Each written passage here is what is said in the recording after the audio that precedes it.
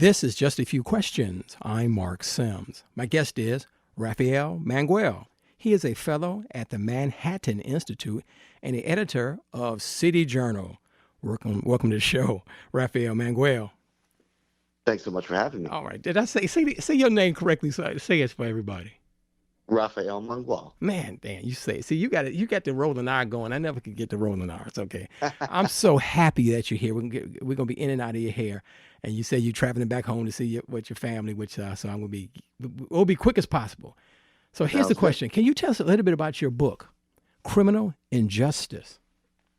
The book is really kind of a pushback on the criminal justice reform movement, which I saw as kind of uh, becoming more and more consumed by its successes, right? So, I'm certainly not somebody who thinks that the criminal justice system in this country is perfect, that police are perfect, that there's no room for improvement.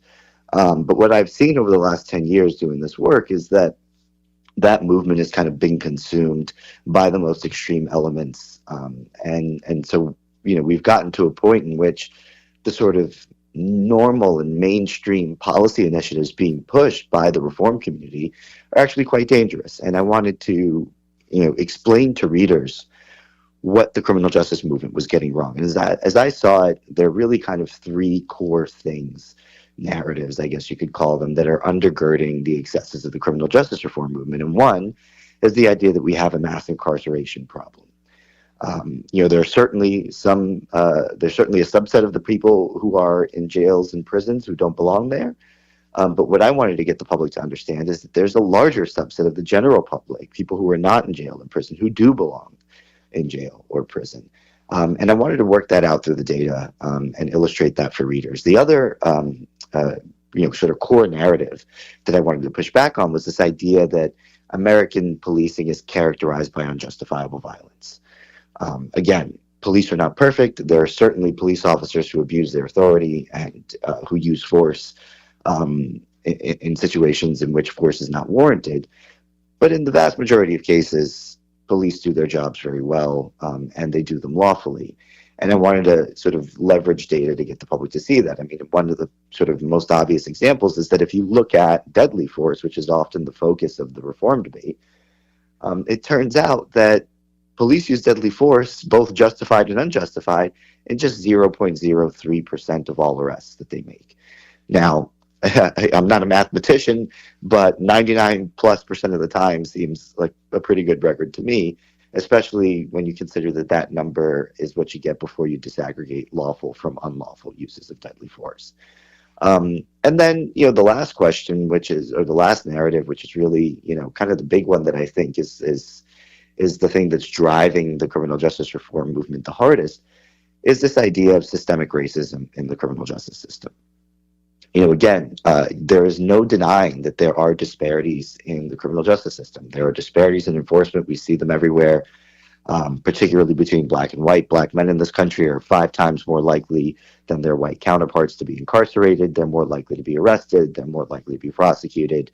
They're more likely to be the subject of police uses of force. What happens is that people who are concerned about the criminal justice system see those disparities, stop there, and they say that, well, these disparities are obviously examples of discrimination built into the system. And I disagree. And one of the core reasons I disagree, although there are several, is that analysis only looks at one side of the ledger.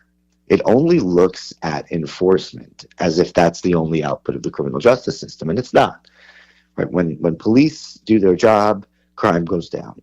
When killers are taken off the street, crime goes down. When criminals are put in prison, if they are in the throes of a high rate offending pattern, crime goes down. The question that I don't think critics ask enough is who benefits when crime goes down.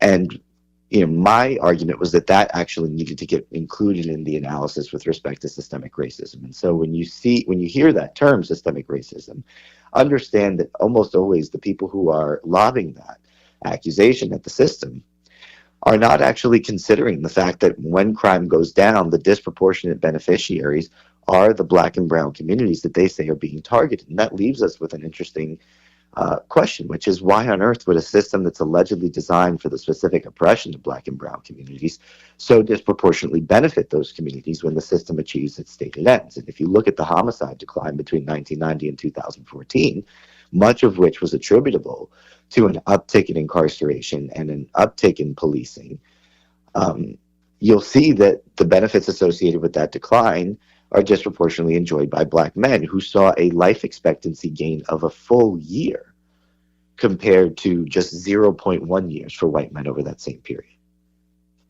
No, see, I'm smart enough not to argue with a scholar like Mr. Mangual. I'm not going to do that.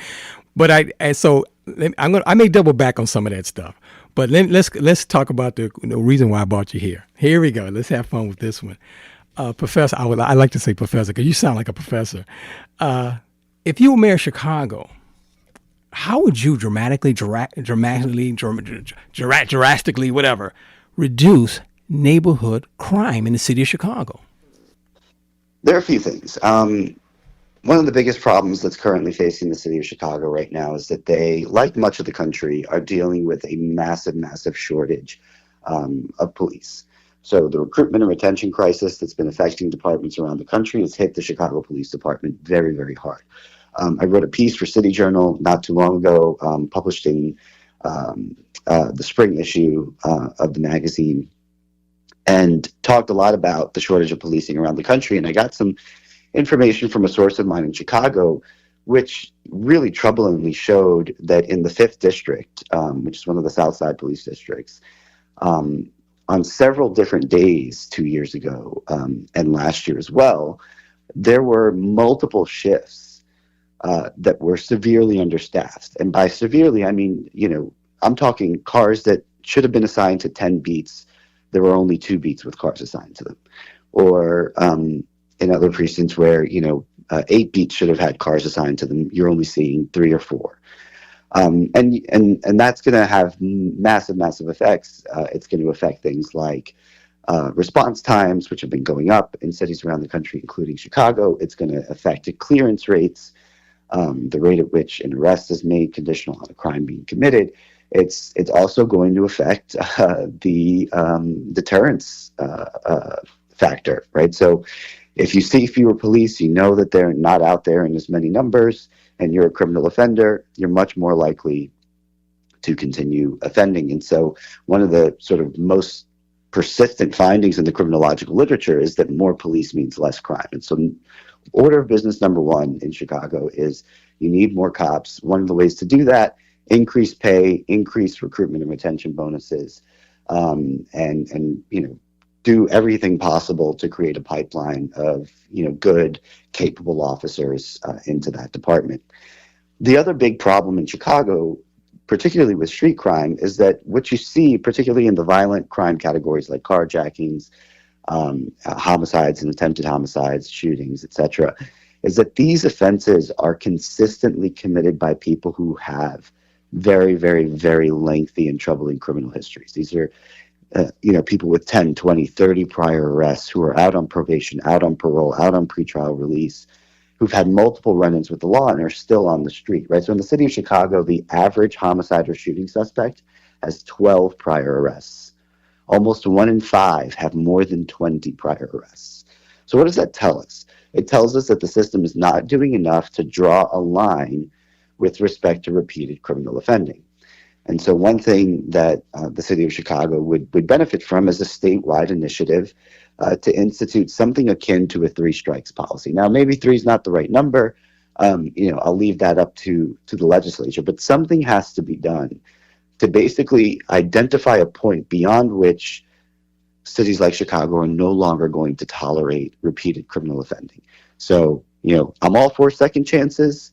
You might even convince me to give some third chances. But when we start getting into the 5, 6, 10, 20 range, there's a real problem. And when someone, tells you through their repeated criminal conduct that they're not going to play by society's rules, at some point we have to believe them and incapacitate them. And so that's initiative number 2. One of the other things, and this is more of a short-term fix, although I don't think it'll help very much beyond the margins, is to rework the Safety Act, particularly the bail portions. So, one of the things that Chicago's kind of famous for in this respect is doing its own bail reform through the chief judge. And that bail reform serves as the model for what has now been taken statewide in the Safety Act. And, on paper, you could defend some portions of this, right? I mean, judges do retain the ability to remand offenders who are dangerous, except they almost never do that. And you have prosecutors like Kim Foxx who refuse to even ask in a lot of cases. So one of the things that I would do is I would have bail policy reflect what bail policy is in the federal system. And so in the federal system, what you'll see is that certain offenses will trigger what's called a rebuttable presumption of detention, which means that you go into court under the assumption that you are going to be detained pretrial, and the burden is on you, the defendant, to prove that you're not a flight risk or a risk to the community. And that's obviously not impossible to do. It happens every day in the federal system. But creating that presumption may help kind of address the problem of judges being unwilling to impose bail or remand, or prosecutors being unwilling to ask for it. 38 years ago, before you were born, I would probably be totally against every word you said on this podcast. But as you get a little older, I mean, not all of us, I've gotten a little bit conservative. I hate to admit sometimes. And so in Chicago, I don't think we need more police. I could be sort of wrong. We spend like $2 billion for police. I'm the kind of person, and I'm not saying your prescriptions are invalid. I can't argue against them, but I just think at $2 billion, we need to spend more money on teaching people how to read and write, and get them a skill and know how to run a little business legally. I mean, legally, not illegally, and get a damn job. So I know we need police are necessary, but damn, we spend too much for policing. So when people give you the pushback and say, Professor, if you will, Mangual, if they push back and say, hey, we got enough police. We need some social justice so we can give these young men a skill education so they won't commit crime. What do you say to those mayors and other people that say we have enough police? Enough with the police. Well, I say we absolutely don't have enough police, and the data tell us that, right? You see it in all the measures. You see it in the number of stops. You see it in the number of arrests. You see it in the clearance rates. You see it in the response times. All of those measures are telling us that the system is overwhelmed, right? If you look at the city of Chicago, one of the things that you're going to see is that in most precincts, for most shifts, police officers are getting onto their shifts with a backlog of 911 calls, and they are not able to clear that backlog before their shift ends, which means the next shift gets on with a backlog of 911 calls. If you had enough police, you wouldn't have the backlog. So there's just a numbers game. Now, does Chicago spend a lot on police? Yes. A big chunk of that spending is compliance. So Chicago is under a federal monitorship, a consent decree. Complying with that consent decree is expensive. There are reporting requirements that increases the administrative burden. So all of the money that you see in the Chicago police budget, not all of it translates into a cop on the street. So that's another thing to remember. But the thing that's probably going to be the hardest pill for folks who make that argument to swallow is that the idea that we can spend our way out of a crime problem through social spending is just wrong. There's been a lot of research on this over the years. Unfortunately, there is no basis in that research for the assumption that spending on jobs programs or on schools is going to have an effect on the kind of crime that we're talking about. There is some research out there to show that social welfare spending can help marginally reduce property crime. Right, so there are some natural experiments that researchers have done. For example, there have been certain social welfare programs that have come to an abrupt end because they've lost funding, and so researchers were able to look at what happened among the beneficiaries, and sometimes they find that, well, yeah, there was a little more theft committed, a few more burglaries, but it didn't translate to more shootings. It didn't translate to more interpersonal violence. There have been other programs that look at, new initiatives that have experimentally distributed new funds to see whether that can reduce violent crime. They never find that it reduces violent crime, unfortunately. I subscribe to a psychological theory of crime. My theory of crime is not that crime is committed by people because they don't have means. My theory of crime suggests that people commit crime because they are deeply antisocial. And one of the reasons I say that is because you see a concentration of the cluster B personality disorders, things like antisocial personality disorder, borderline personality disorder, narcissistic personality disorder, and for juveniles, conduct disorders. You see a concentration of those conditions in criminal populations at a much, much higher rate than you see them in the general population. And you see them at a rate that's even higher than socioeconomic factors like poverty, joblessness, etc. The idea that you can, I think Brandon Johnson put it this way, that nothing stops a bullet like a job. It sounds good on the campaign trail. It makes intuitive sense to a lot of people, but the research just doesn't support it.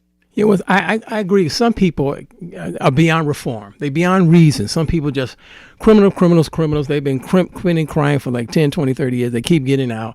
And I understand all that argument. I can't argue against it. I listen to this police scanner here on the far south side at least a few times a week. I used to listen to it every day. I had to stop. And so I understand what police go through, and there are backlogs left and right. I get all of that. So let me do this real quick. Thank you for being my guest today. You really took me to school. I hope you took although people may still disagree with you, did take them to school. In the podcast, Professor, I'm saying it in fun, in the podcast with some hope that a city like Chicago can, I'm not going, police, yeah, but how do we really end this crime beyond, because we don't need to be spending no more police. So you think the only way to stop this crime, in the show, which you'll talk about more police, which I'm like, when I get off the air, we'll talk about it. Go right ahead, Professor, close out the show. Yeah, I mean, look, I don't think there's a way around spending more on enforcement and concentrating more on enforcement. I've been researching in this space for over a decade now, and I've been working in this space as a scholar for about as long. And I wish there were another way. I do. Enforcement is costly. Enforcement isn't always pretty. But at the end of the day, I don't think that there's any other government initiative that can hold a candle to it. I mean, again, my suspicion is that crime is rooted in antisocial dispositions that are formed in early childhood. I don't think there's a lot that the government is well positioned to do to change the rate at which children experience adversity and trauma in early childhood. I don't think there's a lot that the government is well positioned to do to increase the rate at which kids are born into two-parent households. I don't think there's a lot that the government is well positioned to do to eradicate a violent subculture that elevates violence as a legitimate means of dispute resolution and respect acquisition. If we can't do that, what we have to do is concentrate on addressing the problem when it arises, and that means enforcement. And the nice thing about that is that we have proven in the past that through enforcement, we can put a stop to the cycles of violence that we see. Chicago's violence problem is bad, has been bad for a while, but it's nowhere near as bad as it was 10 years ago. It's nowhere near as bad as it was in 2011, which was the year before I moved to Chicago. So it can get better. We've been there recently, and we know that enforcement can get us there. And the hope is that every time the pendulum swings past the point of equilibrium and we go too far on the reform front, that crime doesn't have to get as bad as it did the last time around for us to kind of straighten up. And so hopefully we find that balance. But I think right now the best way to balance the scales is to recommit to policing incarceration in a smart and targeted way, of course, but I don't think there's a way around it.